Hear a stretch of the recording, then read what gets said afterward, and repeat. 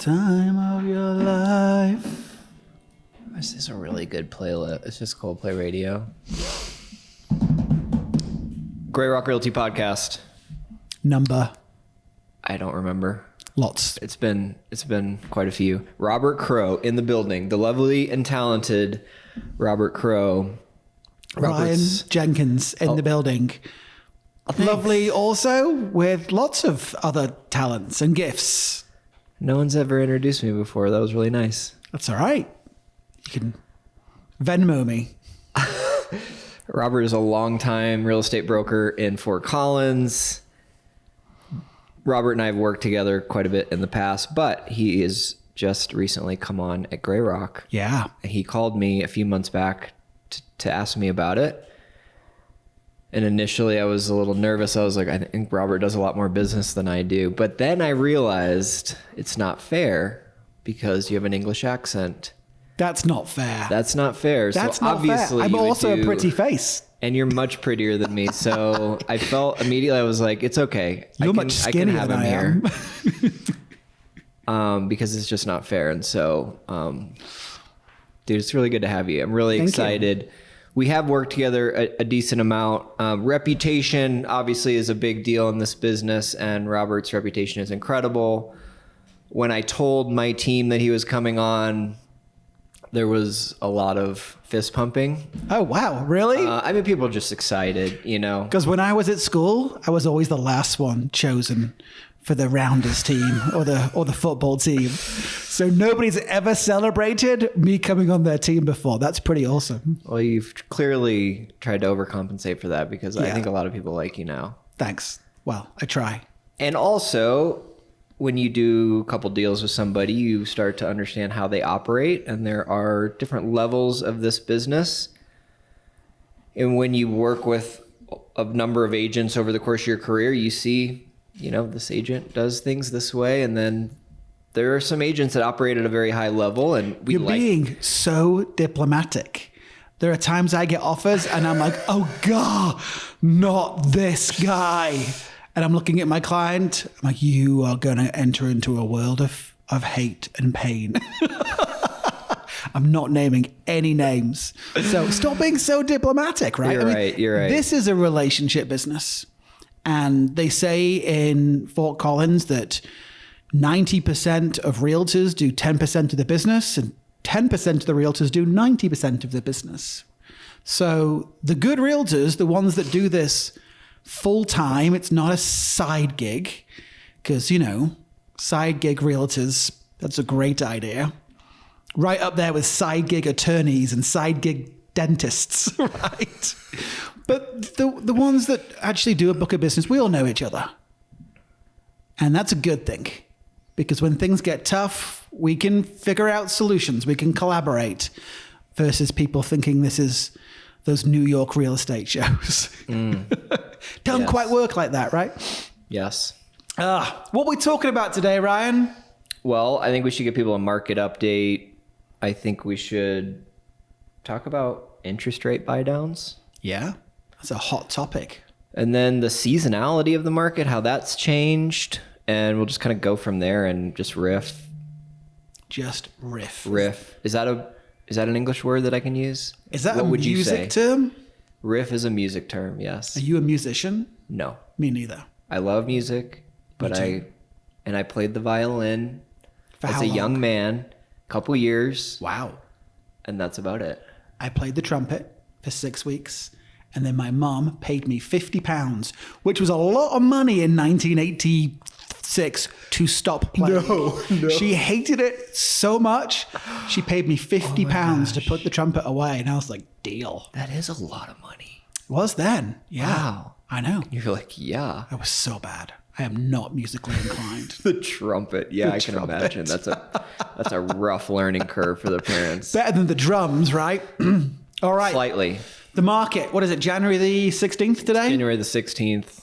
And 2 months ago, it was like the market was non-existent. There was almost nobody. I mean, I don't know. Did you? I had to really go shake the bushes, shake the trees. It was painful. Yeah. but I was seeing a lot of really great opportunities for buyers. Yes. And I'd had some clients who said, we're thinking of buying, but we're probably going to wait till next year. And we were seeing price reductions and sellers give away money to help with buydowns and closing costs. So I called a couple of clients and said, hey, if we can find the right house for you, this is the time to buy before things get crazy in the spring. So yeah, October, November, kind of slow. December was a big month for me. Yeah. And we were talking about the other day, especially being on social media and kind of talking to your, all your people on a regular basis, you want to get up there and be like, guys, I know you're not kind of programmed to be in the market right now because it's the fall and for whatever reason, it's the slowest time of year. But if you want to buy a house, ideally, this would be the exact time to do it. And you always feel salesy saying that because you don't want to just be like, you should buy a house. It's always a good time to buy a house. Right. I love the Popeye dance that you just did. That was great. I should start using that more.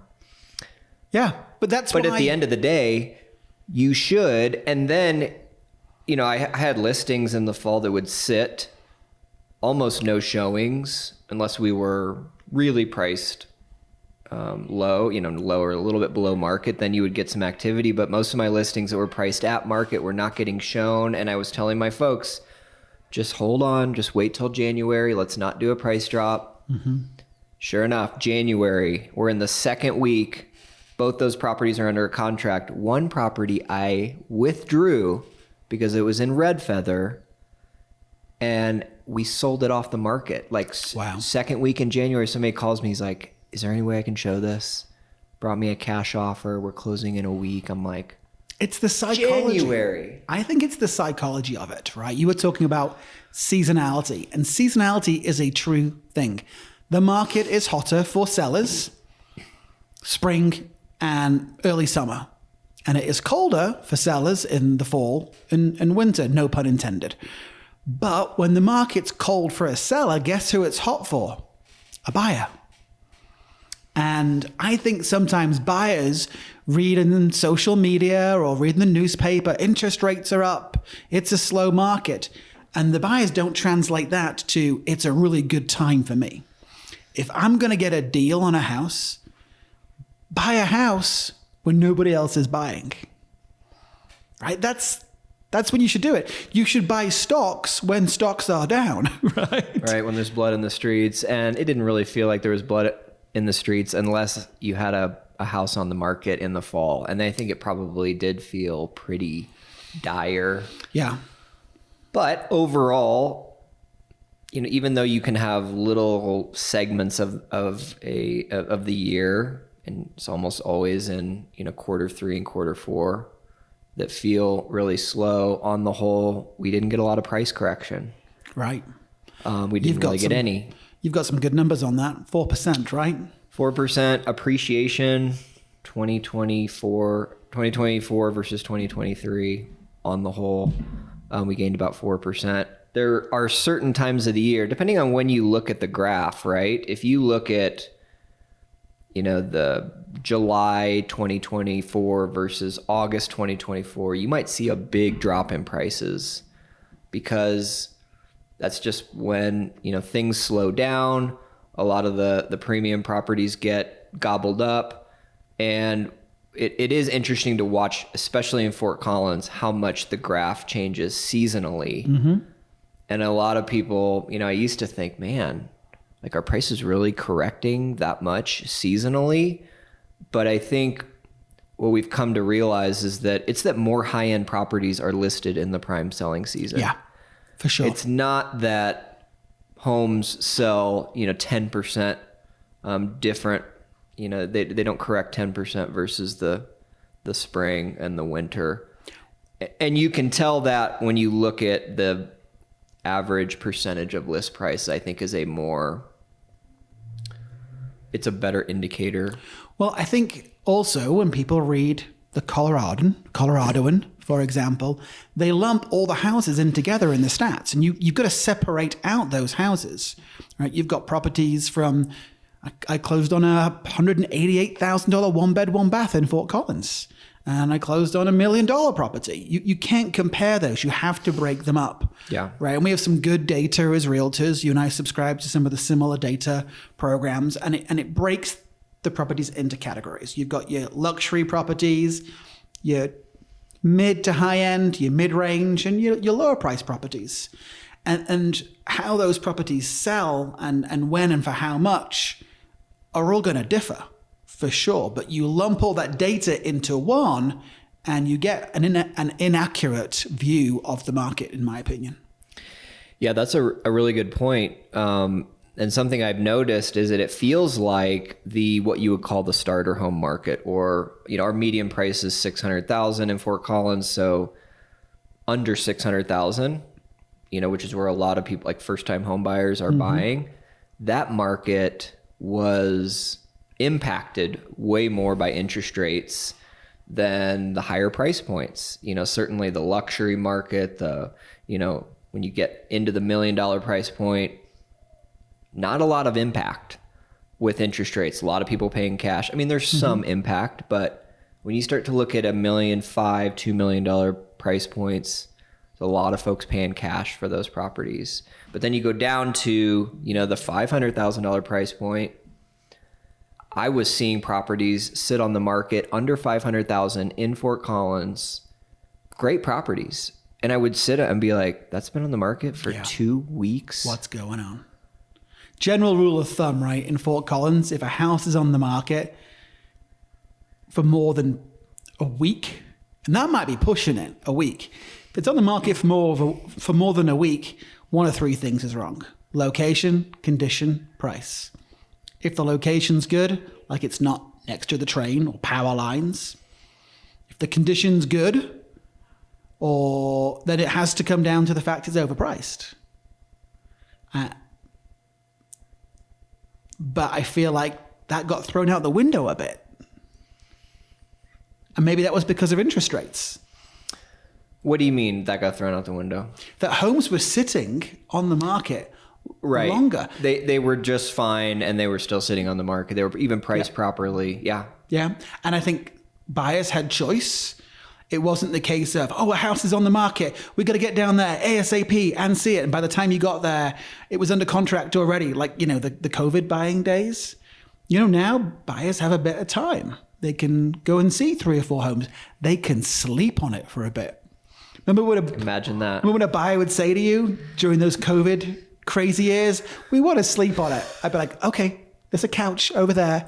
Lie down for 5 minutes. Give you 15 minutes. And then when you've slept on it, power nap. Let me know. That's awesome. Because there's like 25 people outside that want to come see this house right now. Yes. Talk about not wanting to sound salesy, right? But I mean, fortunately, you and I have pretty good relationships with most of our clients. They're past clients, they're referrals, so they'll listen to us. But now it's great. You can go show 3 or 4 houses, and you can go home and talk about it over dinner and reach out to your realtor.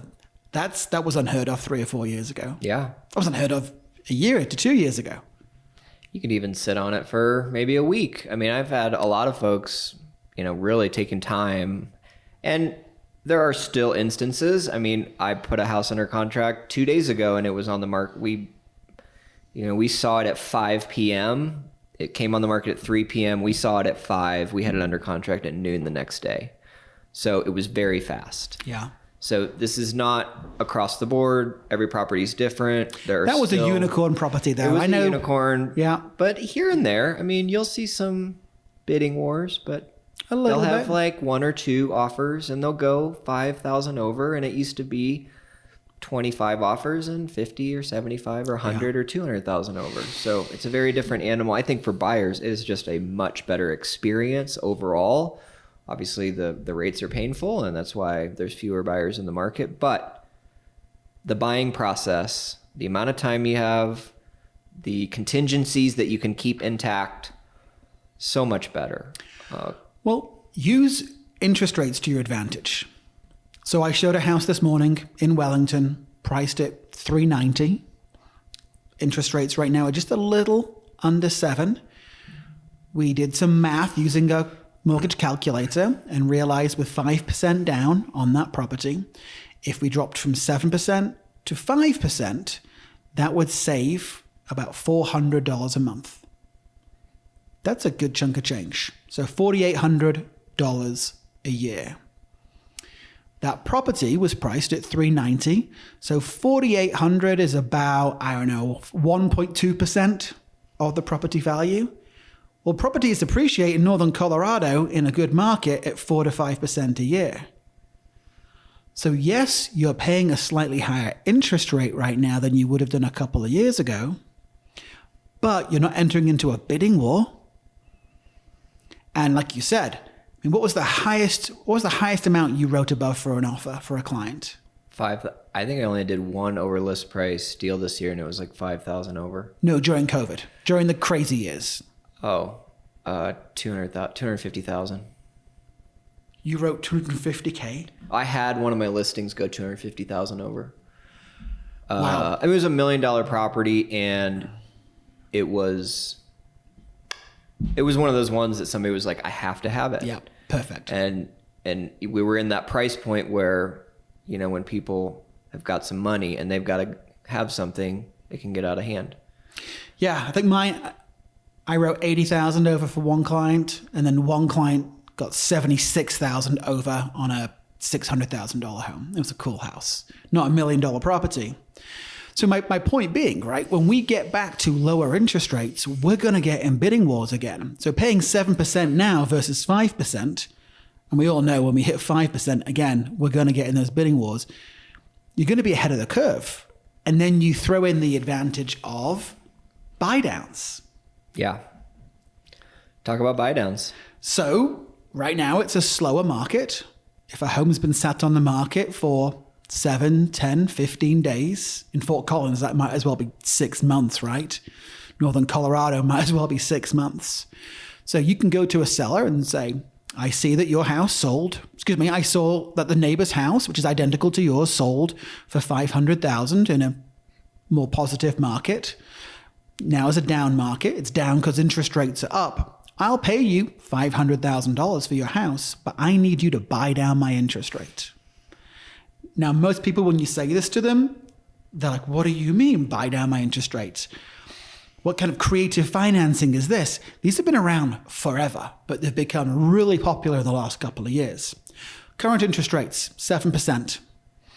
You can buy down that interest rate to 5% for the first year and then 6% for the second year using what they call a 2-1 buy down.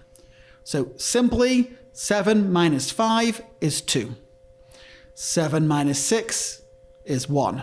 That's your 2-1 buy down. You're buying down 2 points the first year and 1 point the second year. Bringing down that interest rate brings down your monthly payment. And you go to the seller and say, listen, it's going to cost $10,000 to buy down this interest rate. Now, a buyer can't buy down their own interest rate with a temporary buy down. It has to be done by the seller.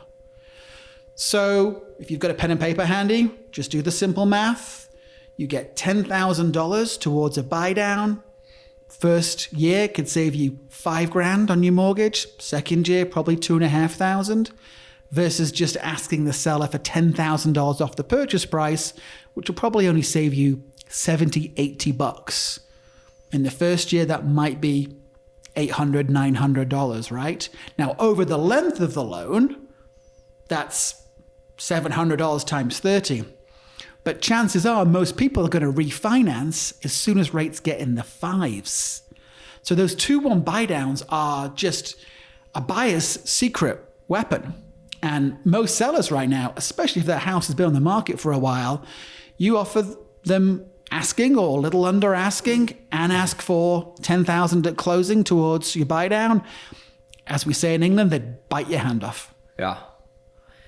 And talk to people about the fact that, there's a lot of lenders out there saying, don't do buy downs right now because rates are on their way down. And, if you spend $10,000 on a buy down and rates drop next week, you wasted that money. But that's not the case with a 2-1 buy down. No, you haven't. Let's say that 2-1 buy down costs the seller $10,000. Well, the seller gives that $10,000 to the lender. And that $10,000 doesn't get spent all at once. It gets spent incrementally. I use the analogy of having a bucket full of envelopes of money. And in that entire bucket is 10 grand divided out over 24 months. And every month the lender takes one envelope out to help with that interest rate buy down. But if, let's say, interest rates drop to 5.5% in a year, there's still a whole bunch of money in that bucket that the lender hasn't used yet. And a buyer, when they come to refinance, can use what's left in the bucket. I like buckets, you can tell. But at the end of the 2 years, you've got to pay your market rate. So if you were buying right now, that'd be about 7%. And you got to, be on board. Obviously, you have to qualify for that higher interest rate. There are times when our clients want the peace of mind. Like, they might be concerned, what if rates don't come down? And I want to use the leverage I have in the market right now to buy the rate down permanently. And you can do that. You can. You just don't get as much bang for the buck in the near term, because you are buying it down permanently. Correct. For 30 years. It's fractional, though. Yeah. You might get 0.25%. Yeah, you might spend 10 grand and get a quarter, maybe a third. Yeah. Again, percent off. But long term, some people just want to know. Yeah. If you're in it for the marathon, you're not ever going to consider refinancing, then do the permanent buy down. But if you're trying to beat the system, the 2-1 buy downs are outstanding. But let's be clear. Always know what the worst case scenario is going to be. Worst case scenario could be after 2 years, interest rates are still at 7%. Don't buy a house that you can't afford at 7%. And really good lenders will walk a buyer through that so they know the scenario. Yeah. But at some point, rates will come down, and the experts are saying in the next couple of years that should happen. And I think 5.5% is what I've read. That's the magic number. Yeah, I think the market will be absolutely ripping at 5.5%. Yep. And it's going to be maybe not quite like it was in 21 and 22, but it will be very different than it is now. And you just, again, you don't want to sound like the guy that's like, this is the best time to buy. And there are people that do not qualify with today's interest rates for the median price, and I understand that. But I also can see, you kind of like can understand what it might be like if rates were at 5.5% in the next couple months. And you start to think about what it was like in 21 to show property to people and have them fall in love with property and have them have absolutely no chance of getting the house. And that's really hard, because you don't want somebody to just buy any house because nobody else wants to buy it. But at some point, like, that's kind of what people have to do in a market like ours that has perpetually low inventory. And when you get reasonable rates and you have a whole bunch of pent up demand because rates have been high for a couple years and a whole bunch of people have been putting off their move, and finally the rates fall into what people perceive as a reasonable range, it will get bad again, and people will struggle to be able to put houses under contract, and we'll have to go through all that brain damage. So it's like, pick your poison. There's no free lunch in a market like Fort Collins that so many people want to be in, and that just struggles to bring new inventory online. We talk all the time about the fact that developers struggle to get the water rights that they need to create new neighborhoods. Mm-hmm. And the fact that Austin, Texas, for an example, I use that because I used to live there a long time ago, and because it's a college town, it's a hip place to be. We have a lot of people that move from here to Austin to vice here. Versa. Yeah, I mean, they're very similar feels. Austin's a bit bigger. Their beer's not as good, but their barbecue's way better. The barbecue's way better. Their barbecue's way better. That's a great way to put it. But Austin's median price dropped 23% during this interest rate spike. That's crazy. And they really, they felt it in a different way than we did. I think it did feel like blood in the streets there. Whereas we really didn't have a significant year-over-year price correction. Similar to 2008, for some reason, this market just holds up particularly well in, financial crises.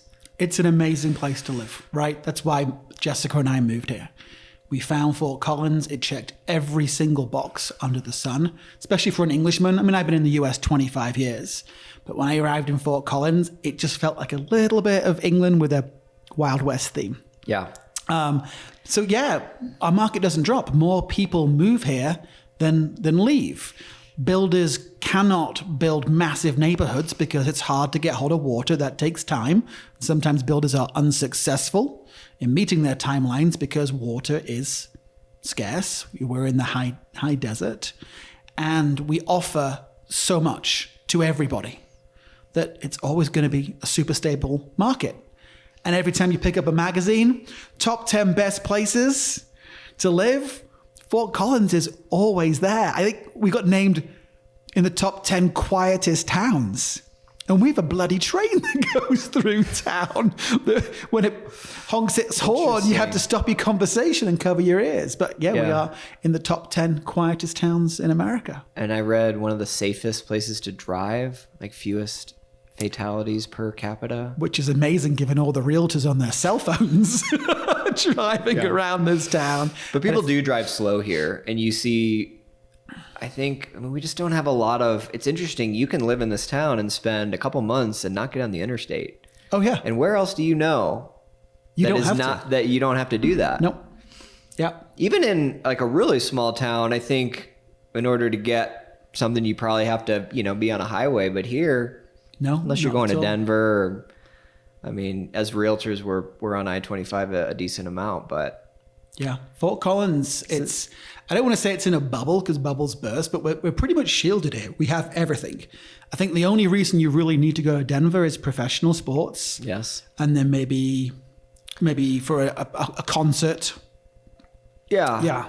I mean, the Rolling Stones once played here, but I think it was 1972.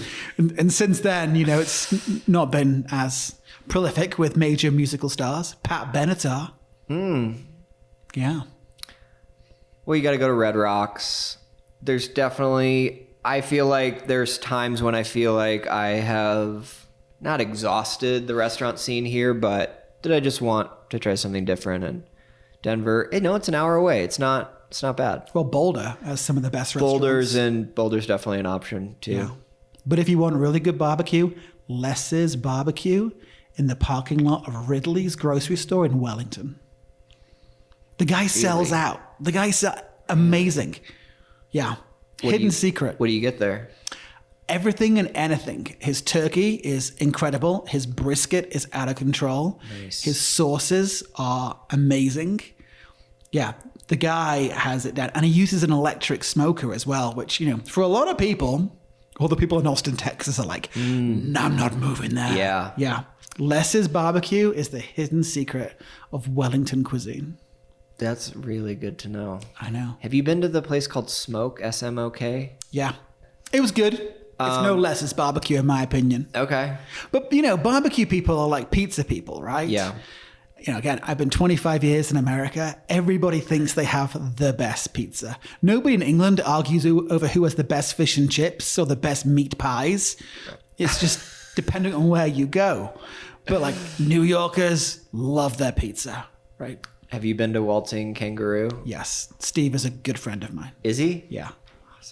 Yeah. You'd like Steve. I sold him a house a while back, and he probably would use you now because you're a little more likable than me, but I just remember them. He was a realtor in Australia. Yeah, they were awesome to work with, and I just remember him saying like, well, this is what I'm doing. We're starting up this restaurant. He told me the concept, and I was like, interesting. His food is phenomenal. But yeah, you go in there and like the mushroom, like beef in the pot pie, and you're just like, oh my gosh, like why is this not a thing here? His mushy peas are hands down the best I've ever had. Like growing up in England, mushy peas are a big thing, especially in the north where I'm from, and I wouldn't eat them. And I was at Steve's restaurant, and I'm not going to do a fake Australian accent, but he was like, you have to try my mushy peas. And I'm like, I don't know, Steve. I've never liked him. Change your life good. So they're in the pot pie? No, it's a side. Okay, it's a side. It's a side. Yeah. a side of mushy peas. And he sells out sometimes. They're so good. And it's over by Campus West. So most Fort Collins people don't know it exists. Yeah. There's always tons of students. You'll always hear a British accent or an Australian accent when you're in there as well. Right. But yeah, many times, and Jessica will tell you this, we'll go to a nice restaurant here in Fort Collins and you walk out and you've signed a bill for $200. And I'm thinking, I could have gone to the Waltzing Kangaroo and got pie, peas, potatoes, and gravy and just spent $15. Yes. So Totally Steve, keep up the good work, mate. And he ships his pies everywhere now as well. Mm-hmm. Wow. Yeah. But he didn't pay me for any of this, but next time I'm in, I want my beef and Guinness pie on the house, Stevie. Okay, I want your vote on Mexican. You go and then I'll go. I'm freshly newly in love with the fajitas at Agave Underground. Okay. Is it Underground Agave? No, Agave Underground at the mall. It's one of the only surviving mall restaurants because Smokin' Fins just closed down. Okay, I thought Blue Agave is also underground, but it's in downtown, so Yes. this is different. Okay. It's very confusing, isn't it? Yes. No, owned by different people. Agave Underground. Yeah. Awesome. Their fajitas, they come out in a traditional dish. I think it's called a molajete. And they're sizzling. They're incredible. Okay. So get the fajitas, Agave Underground. Okay, for me right now it's Los Comales, and they have a tostada ceviche. Mm-hmm. And it's pretty spicy, but it's pretty much my favorite thing. I can eat a whole one myself. I don't really feel that great afterwards, but it was worth it. And that's like a locals only. And only place. because I ate too much, not because there's anything wrong with the food. But yes, locals only. Their fajitas are pretty phenomenal as well. Yeah, but yeah, you got to know somebody who knows somebody to recommend Los Comales. Typically, gringos are a minority when you go in there, and that's always a good sign. Yep. And then Music City Hot Chicken, just a couple of doors down. So good. Buarachi, best chicken tikka masala in Fort Collins, hands down. Yep. Just a couple of doors down. Buarachi is incredible. What are the cashew ball things? It's like a cashew dumpling. I'll have to look it up. A lot of friends married to partners from India, so I'm not even going to try. Don't try it. Because they're going to be super upset at me. I call them cashew balls, and then I'm just going to go with that. So fun fact, Los Comales, right? Next door is Music City Hot Chicken. Then you've got Verboten Brewing. Do you know who owns that building? No. The Undertaker. Really? The WWF star, The Undertaker. What? Is partial owner of that block. Yeah, there used to be a barbecue restaurant there 10, 12 years ago, and up above the counter was a picture of The Undertaker. And I said to the owner, I said, why'd you have a picture of The Undertaker? He's like, oh, he's one of the owners of the building. I was like, no way. That's awesome. It's a small town, right? Only you would know that. You know so much little stuff like that. And I'm just like, how do I not know random facts like this? What did I used to do for a living? Selling the coffee? No, that was career number 2. Okay. I was a tour guide in Europe. Yeah. Okay. In Spain, more than anywhere else, because I grew up between England and Spain and the Canary Islands.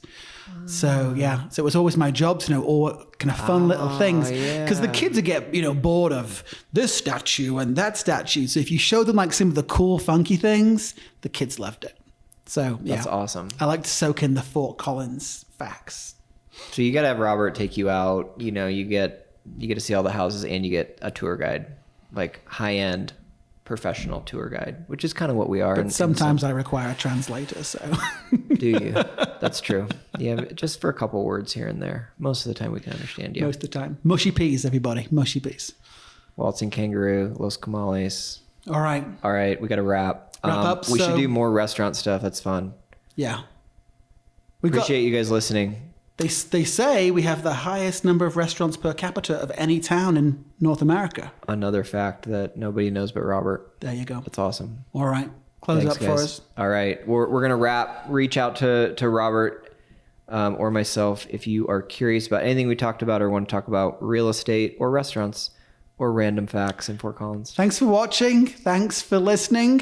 This is fun, man. I enjoy doing this. It's fun. This is great. All right, we'll do it again. See ya. Cheers.